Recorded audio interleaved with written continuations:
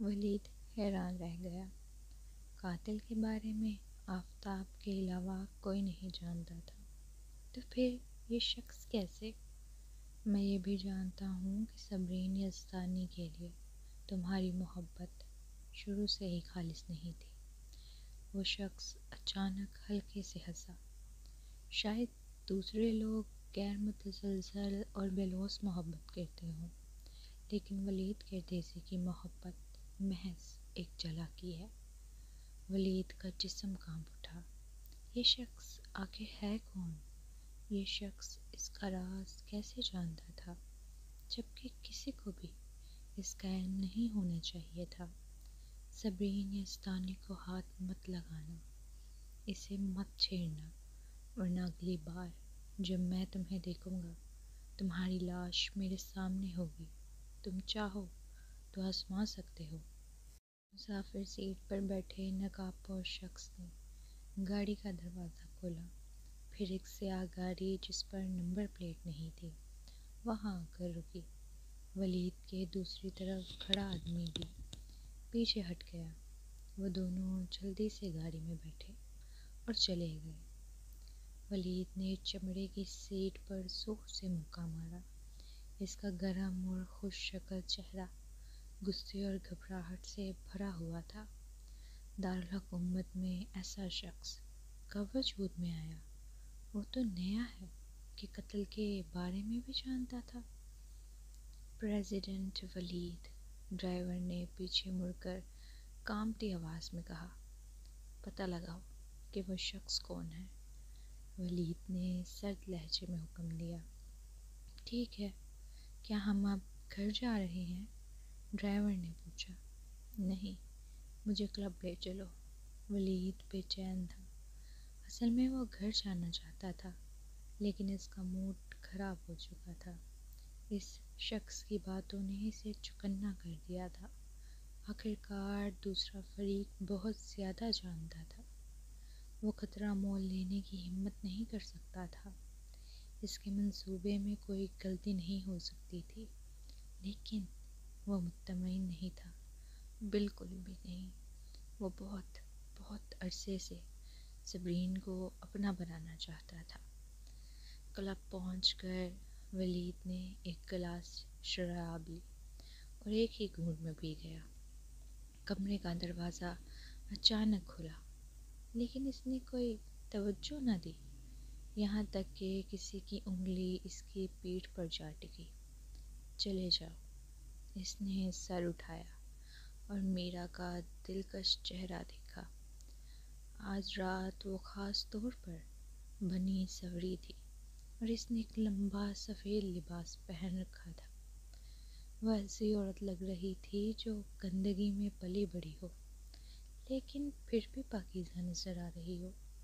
کچھ عورتوں میں واقعی ایسی معصومیت پائی جاتی ہے، ورنہ وہ تین نوجوانوں آقاؤں کو اتنے سالوں تک بے وقوف نہ بنا پاتی۔ میرا شیرازی، تم یہاں کیا چاہتی ہو؟ ولید نے اپنی آنکھیں تنگ کرتے ہوئے خبردار کیا۔ مسٹر ولید، کیا تم تنہا محسوس کر رہے ہو کیونکہ صبرین تمہارے ساتھ نہیں ہے؟ میرا نے مسکرا کر اس کے برابر بیٹھتے ہوئے اس کا گلاس دوبارہ بھرا۔ لیکن اگر وہ یہاں ہوتے بھی تو کیا تم اس کے سامنے دکھاوا کر کے تھک نہیں چکے؟ ولید نے طنزیہ مسکراہٹ کے ساتھ کہا۔ میرا، تم واقعی سب سے بے شرم عورت ہو جسے میں نے کبھی نہیں دیکھا۔ زہرون شاہ اب تمہارے لیے کسی کام کا نہیں رہا، کیونکہ اسے شاہ خاندان سے نکال دیا گیا ہے نا؟ ضروری نہیں، جب تک سب کچھ ختم نہ ہو قسمت بدلنے کا امکان ہمیشہ موجود رہتا ہے۔ میرا نے اس کی توہین کی پرواہ نہ کرتے ہوئے مسکرا کر کہا، میں یہاں 100 ارب ڈالر بچانے آئی ہوں، تم غلط آدمی کے پاس آئی ہو۔ ولید نے اس کی ٹھوڑی سختی سے پکڑ لی اور سرد لہجے میں کہا، میں نے ماضی میں تمہاری مدد کی کیونکہ تم میرے لیے مفید تھی، لیکن اب تمہارے پاس کیا ہے؟ میرے پاس شاہ خاندان کا مستقبل کا پوتا ہے۔ میرا نے اپنا سر جھکا لیا اور اچانک اپنا ہاتھ پیٹ پر رکھا۔ ہاں، زرون کو شاہ خاندان سے نکال دیا گیا تھا، لیکن اس کے بچے ہمیشہ شاہ خاندان کا کون رہیں گے۔ جب کافی وقت گزر جائے گا اور شاہ خاندان کا غصہ ٹھنڈا ہو جائے گا تو یہ بچہ آخر کار خاندان میں واپس آ جائے گا۔ ولید کی آنکھیں ہلکی سی سکڑ گئیں۔ میرا شیرازی، تم واقعی بہت چالاک ہو۔ تو پھر کیا میں تمہارے لیے بہترین ساتھی نہیں ہوں؟ اور یہ بھی کہ تم اس عورت کا مزہ نہیں چکھنا چاہتے جس سے پہلے شہزام سوری نے حاصل کیا تھا۔ میرا نے قریب ہو کر اس کا کان آہستہ سے کاٹا۔ ولید کا جسم فوراً رد عمل دینے لگا۔ اس نے میرا کو اپنے نیچے دباتے ہوئے طنزیہ مسکراہٹ کے ساتھ کہا، تم بس وہ عورت ہو جسے شہزام نے ٹھکرا دیا تھا۔ اس نے تمہیں کبھی نہیں چھوا۔ میرا کا چہرہ لمحہ بھر کے لیے سخت ہو گیا، لیکن اس نے زبردستی مسکرا کر کہا، تم ایسا نہیں کہہ سکتے۔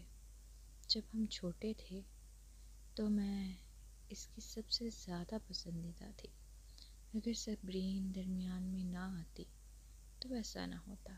اور ویسے بھی میں تمہیں ایک راز بتا سکتی ہوں۔ کون سا راز؟ ولید نے اپنی بھویں اٹھائیں۔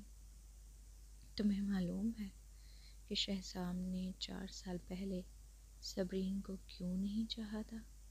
اس کی وجہ یہ تھی کہ وہ میرے زیر اثر تھا۔ میں نے اسے ہپنوٹائز کیا تھا۔ مسٹر ولید، میں حقیقت میں کافی کارآمد ہوں، خاص طور پر لوگوں کے ذہنوں کو قابو کرنے میں۔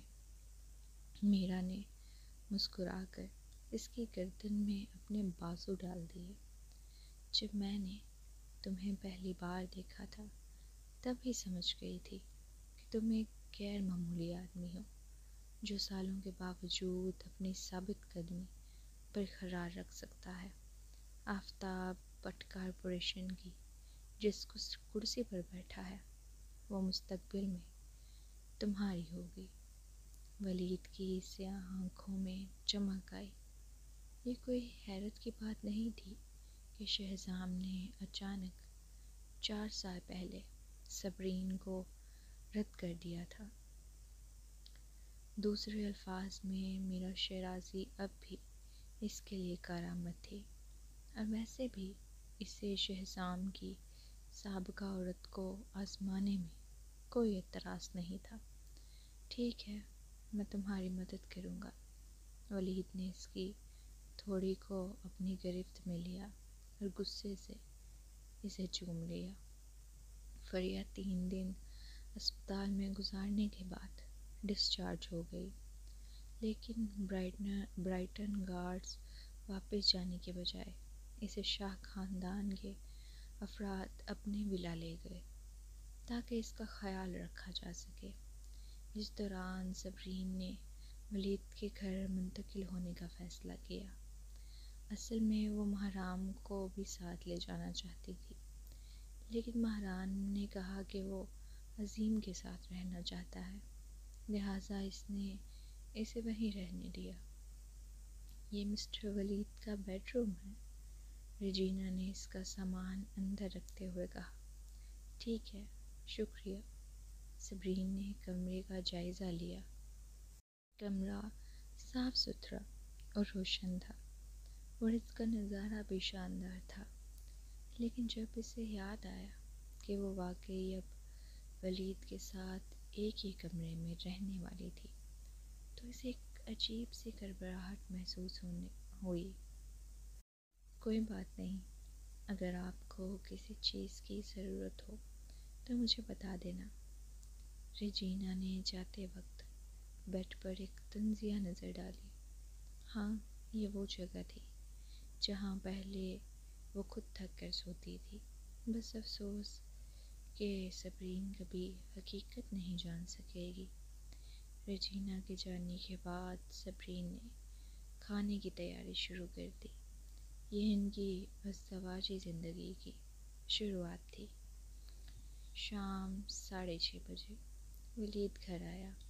جب اس نے کچن میں مصروف شخصیت کو دیکھا تو جیسے اس کی آنکھوں میں بے چینی اور غصے کے جذبات ابھر آئے۔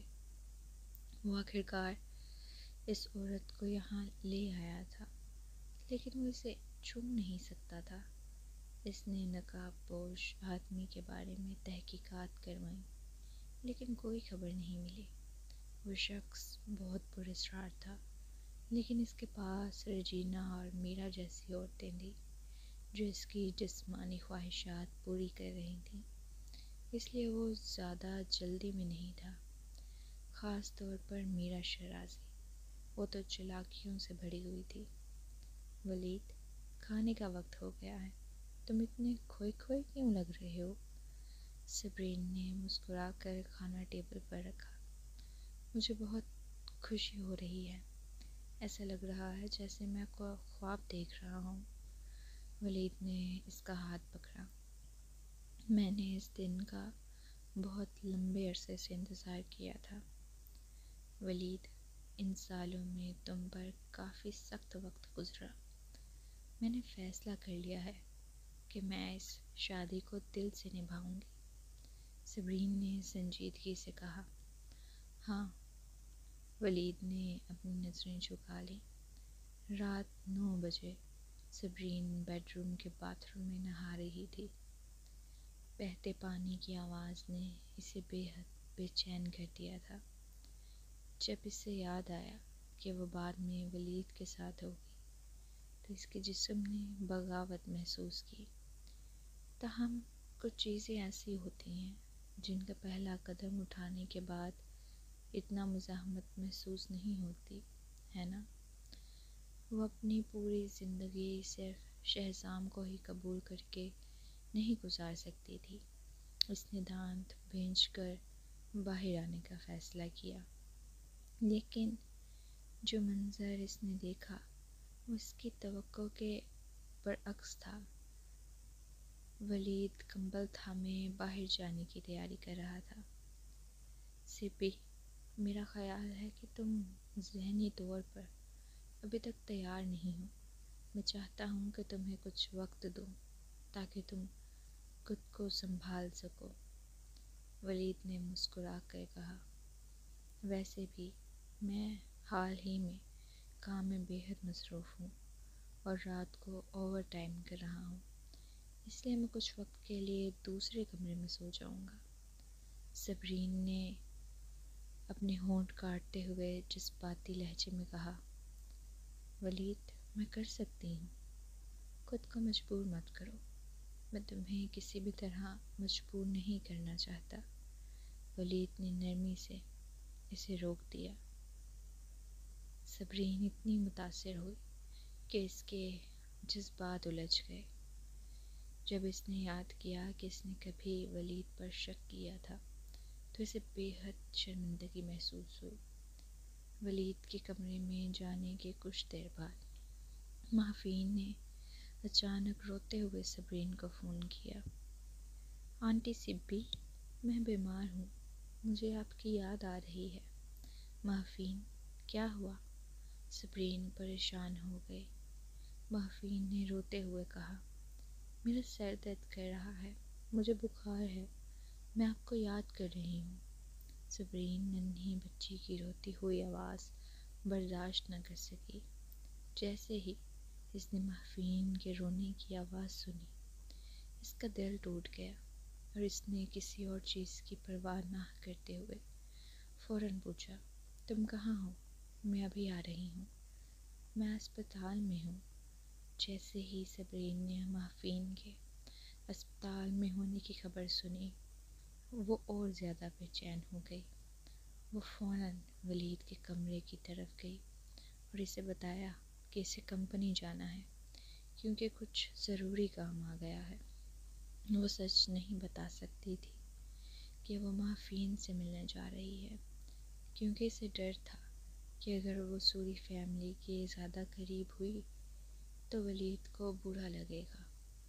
اسپتال میں مافین نے روتے ہوئے فون بند کیا اور فوراً تنویر کا بازو پکڑ کر لاڈ میں کہا، انکل وہ کینڈی کہاں ہے جو آپ نے مجھ سے پرومس کیا تھا؟ تنویر اس فتنی کی اداکاری پر حیران رہ گیا اور دراز سے ایک لولی پاپ نکال کر اسے دیا۔ پھر وہ شہزام کی طرف مڑ کر بولا، تمہاری بھتیجی کی اداکاری کمال کی ہے۔ شہزام نے سرسری نگاہ ڈالی۔ جب صبرین اسپتال پہنچی تو اس نے دیکھا کہ مافین جو ابھی لولی پاپ کھا چکی تھی شہزام کی گود میں سو رہی تھی۔ باپ اور بیٹی اسپتال کے بینچ پر بیٹھے تھے۔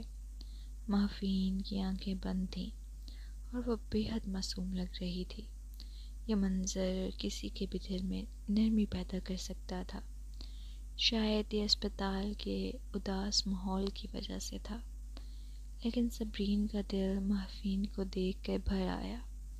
مافین ہمیشہ نازک رہی تھی اور بیمار ہونے پر روتی تھی، لیکن صبرین شروع سے ہی اس کے ساتھ نہیں رہ سکی تھی۔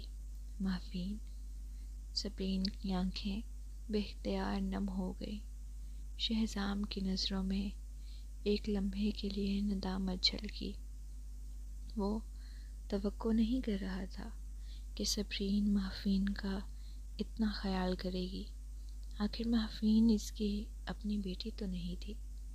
مافین سو چکی ہے، شہزام نے بغیر کسی تاثر کے جھوٹ بولا۔ اسے ابھی بخار تھا، لیکن بخار کی دوا لینے کے بعد وہ کافی بہتر محسوس کر رہی ہے۔ وہ تمہیں یاد کر کے بہت رو رہی تھی۔ سوری، ہم نے تمہاری نیند خراب کر دی۔ اسے اچانک بخار کیسے ہو گیا؟ صبرین نے سرخ آنکھوں کے ساتھ پوچھا۔ اس کا دل کر رہا تھا کہ وہ ابھی مافین کو اپنے ساتھ لے جائے۔ ایک ماں کے طور پر وہ تب ہی مطمئن ہو سکتی تھی جب وہ خود اپنی بچی کی دیکھ بھال کرے۔ اس نے رات کو بلینکٹ اتار دیا تھا۔ شہزام نے بے پرواہی سے ایک بہانہ بنایا۔ نینی کہاں تھی؟ کیا نینی نے اس کا بلینکٹ دوبارہ نہیں اڑایا؟ صبرین نے غصے سے پوچھا۔ میں ہی تھا جو اس کے ساتھ سویا تھا، میں گہری نیند میں تھا۔ شہزام کے چہرے پر شرمندگی کے آثار نمایاں تھے۔ یقینی طور پر وہ بہانے بنانے میں بہت لاپرواہی کر گیا تھا اور آخر کار خود کو ہی جلا بیٹھا۔ شہزام سوری، صبرین نے غصے سے اسے گھورا۔ تم واقعی ایک اچھے لفظ باپ اس کے گلے میں ہی اٹک گیا۔ وہ تقریباً کہہ چکی تھی، ہاں میں جانتا ہوں کہ میں ایک اچھا انکل نہیں ہوں۔ شہزام نے زیادہ گھور کیے بغیر اپنی غلطی خلوص سے تسلیم کی۔ میں پوری کوشش کر رہا ہوں کہ مافین کا نیا باپ بن سکوں۔ نیا باپ؟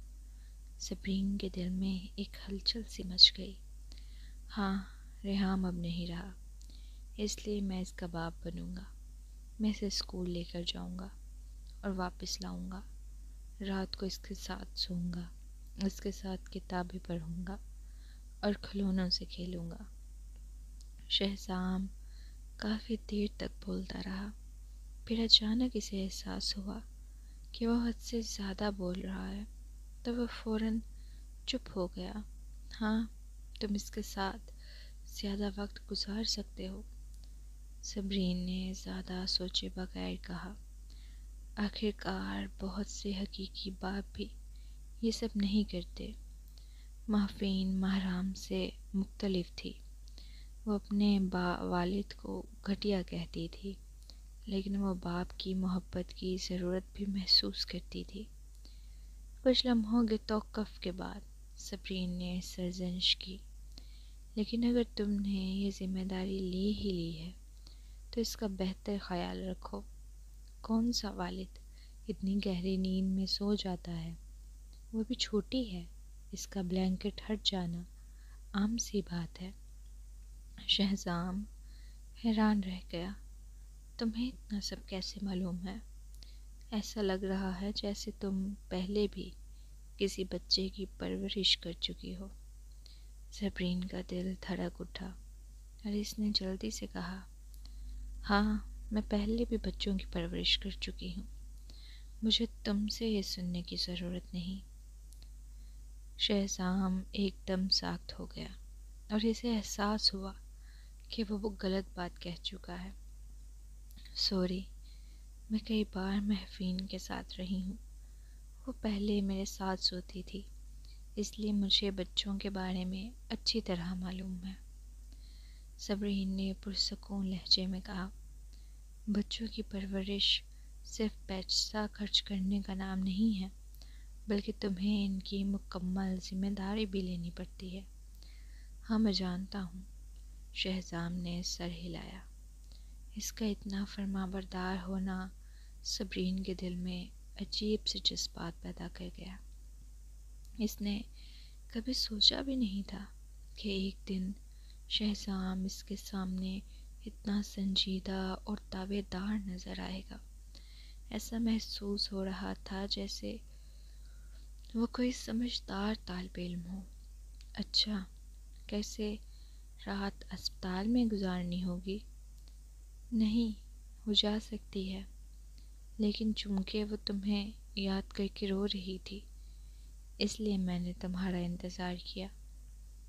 شہزام نے پوچھا، کیا تم اسے اٹھا سکتی ہو؟ میں گاڑی لے آتا ہوں۔ صبرین نے بلا جھجک محفین کو اٹھا لیا اور اس کا ماتھا چھو کر دیکھا۔ سب کچھ نارمل تھا، جس سے وہ مطمئن ہو گئی، لیکن ننھی بچی اتنی گہری نیند میں تھی کہ ہلکی ہلکی خراٹی لینے لگی۔ جلد ہی شہزام گاڑی لے کر اسپتال کے داخلی دروازے پر آ گیا۔ جب اس نے دروازہ کھولا تو صبرین نے محفین کو اٹھایا اور پچھلی سیٹ پر بیٹھ گئی۔ کھڑکی سے باہر رنگ برنگی نیون لائٹس چلملا رہی تھی۔ شہزام نے ریئر ویو مرر میں دیکھا۔ صبرین محفین کو اپنی باہوں میں لیے سر جھکائے بیٹھی تھی، جبکہ محفین معصومیت سے نیند میں تھی۔ یہ منظر نہایت خوبصورت اور پرسکون لگ رہا تھا۔ شہزام کے دل میں ایک عجیب سی خواہش جاگ اٹھی۔ کاش وہ اس لمحے کو ہمیشہ کے لیے قید کر سکتا۔ اگر ممکن ہوتا تو وہ اپنی پوری زندگی اسی طرح گزارنا چاہتا، چاہے دوسری نصف زندگی جہنم میں ہی کیوں نہ گزرے، مگر شاید وہ کبھی بھی اس کا اہل نہ بن سکے۔ کچھ ہی دیر میں گاڑی ایک پرائیویٹ بنگلے کے قریب رک گئی۔ تم اسے یہاں کیوں لائے ہو؟ کیا تم اپنے دادا دادی کے ساتھ نہیں رہ رہے؟ صبرین نے حیرانی سے پوچھا۔ وہاں کا فاصلہ زیادہ ہے اور وہ جگہ مسافات میں ہے۔ آج بہت دیر ہو چکی ہے، اس لیے میں وہاں نہیں جاؤں گا۔ شہزام نے گاڑی پارک کی اور پچھلا دروازہ کھول دیا۔ اس نے صبرین سے محفین کو لے لیا۔ میں اسے لے جاتا ہوں، وہ بہت بھاری ہو گئی ہے۔ صبرین نے بھویں سکیڑ لی۔ چونکہ وہ سو رہی ہے تو میں واپس جا رہی ہوں۔ وہ اپنی زندگی کا نیا آغاز ولید کے ساتھ کرنے کے لیے پرعزم تھی، اس لیے شہزام کے ساتھ زیادہ دیر رکنا مناسب نہیں تھا۔ مگر ڈاکٹر نے کہا تھا کہ اس کا بخار رات کو دوبارہ آ سکتا ہے۔ شہزام نے پیچھے سے آواز دی۔ ایسی صورت میں کیا کروں؟ شہزام صبرین کو کچھ دیر تک گھورتا رہا، لیکن آخرکار وہ اس کے پیچھے سیڑھیاں چڑھ گئی۔ اس نے محفین کو ماسٹر بیڈ روم کے بڑے بستر پر لٹا دیا۔ تم ساتھ والے کمرے میں آرام کر سکتی ہو، میں نہیں سوؤں گا، میں یہیں اس کے ساتھ رہوں گا۔ رہنے دو، اگر میں تمہیں یہاں چھوڑ کر گئی تو اگر اس سے دوبارہ بخار ہو گیا تو تمہیں کچھ کرنا بھی نہیں آئے گا۔ صبرین نے اسے گھوڑا اور آنکھیں گھمائیں۔ مجھے تھرمامیٹر دو۔ تم ساتھ والے کمرے میں جا کر سو جاؤ۔ ٹھیک ہے۔ شہزام نے ہلکی سی ہچکچاہٹ کے بعد سر ہلا دیا اور باہر چلا گیا۔ یہ شہزام کا بیڈ روم تھا، اس لیے صبرین بستر پر سونے کی ہمت نہ کر سکی۔ وہ ایک طرف موجود صوفے پر بیٹھ گئی اور ولید کو ایک ٹیکسٹ میسیج بھیجا۔ مجھے کمپنی میں صبح تک اوور ٹائم کرنا پڑے گا، آج رات واپس نہیں آ سکوں گی، سوری۔ میسیج بھیجنے کے بعد اس کے گال شرمندگی سے جل اٹھے۔ اسے ایسا محسوس ہو رہا تھا جیسے وہ اپنے شوہر کو دھوکہ دے رہی ہو، مگر جب اس نے معافین کے معصوم چہرے کو دیکھا تو اس کے دل میں نرمی سی آ گئی۔ وہ کافی دیر تک بیٹھی رہی، یہاں تک کہ تھکن نے اسے آہستہ آہستہ اپنی لپیٹ میں لینا شروع کر دیا۔ وہ صوفے سے ٹیک لگا کر سو گئی۔ اسے مکمل نیند آنے سے پہلے ہی اس نے کمرے کا دروازہ آہستہ سے کھلنے کی آواز سنی۔ وہ فوراً جاگ گئی، لیکن آنکھیں کھولنے سے گریز کیا۔ اگر وہ جاگ جاتی تو وہ شہزام سے کیا کہتی، اور ویسے بھی اسے معلوم نہیں تھا کہ شہزام یہاں کس ارادے سے آیا تھا۔ چند لمحوں بعد قدموں کی آواز اس کے قریب آ کر رک گئی، اور اچانک اس نے خود کو کسی کے بازوؤں میں محسوس کیا۔ صبرین نے فوراً آنکھیں کھول دیں اور وہ شہزام کو غصے اور چوکسی سے گھورا۔ یہ تم کیا کر رہے ہو؟ مجھے نیچے اتارو۔ میں صرف تمہیں بیڈ پر لٹانے والا تھا، رات کافی ہو چکی ہے، تمہیں آرام کی ضرورت ہے۔ شہزام کی گہری آنکھیں اس کے برف جیسے نازک چہرے پر مرکوز تھیں۔ ضرورت نہیں، اور ویسے بھی میں تمہارے بیڈ پر سونے والی نہیں ہوں، صبرین نے سختی سے کہا۔ شہزام کی بھویں ہلکی سی اٹھ گئیں۔ کتنی بار تم پہلے میرے بیڈ پر سو چکی ہو؟ چاہے وہ جتنا بھی خود کو قابو میں رکھنے کی کوشش کرے، صبرین کے سامنے آتے ہی اس کی باتوں میں لاشعوری طور پر ایک خاص رنگ آ جاتا تھا۔ صبرین کا چہرہ فوراً سرخ ہو گیا اور اس نے تیزی سے پلٹ کر کہا، وہ پرانی بات تھی، اب میری شادی ہو چکی ہے، تو کیا فرق پڑتا ہے؟ شہزام کی نظروں کے سامنے اس کے چہرے کا رنگ آہستہ آہستہ مزید گہرا ہوتا جا رہا تھا۔